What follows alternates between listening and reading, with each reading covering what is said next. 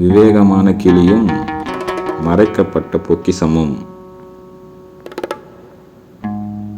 ஒரு சிறிய கிராமத்தில் அடர்ந்த காடுகளுக்கு அருகே ராஜு என்ற நல்ல மனம் கொண்ட சிறுவன் வாழ்ந்தான்.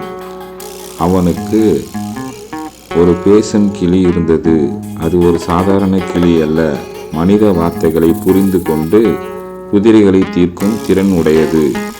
ஒரு நாள் ராஜு தனது தாத்தாவின் பழைய பெட்டியை ஒரு வரைபடத்தை கண்டான்.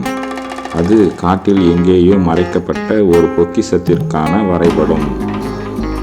மகிழ்ச்சியுடன் ராஜு தனது கிளியை அழைத்து கொண்டு ஒரு அற்புதமான பயணத்தை தொடங்கினான்.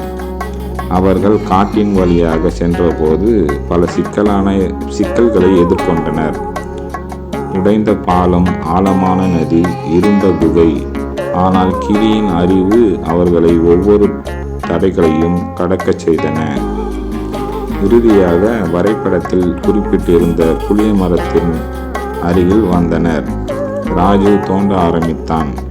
திடீரென ஒரு மூதாட்டி தோன்றினாள்.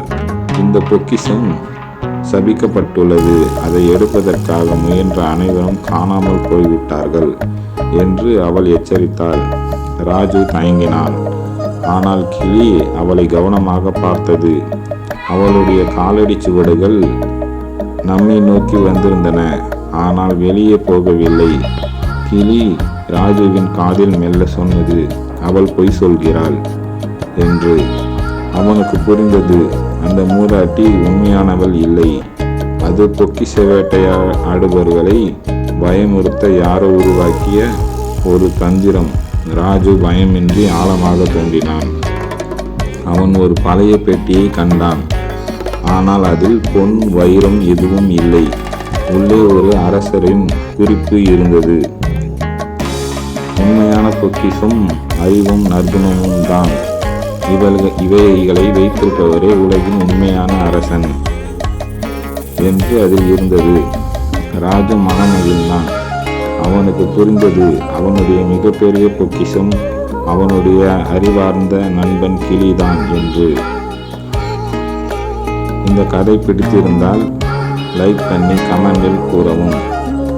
இது போன்ற கதைகளை நீங்கள் மீண்டும் கேட்க வேண்டும் என்றால் சப்ஸ்கிரைப் செய்து பெல் பட்டனில் ஆல் என்று கிளிக் செய்யவும். நன்றி, வணக்கம்.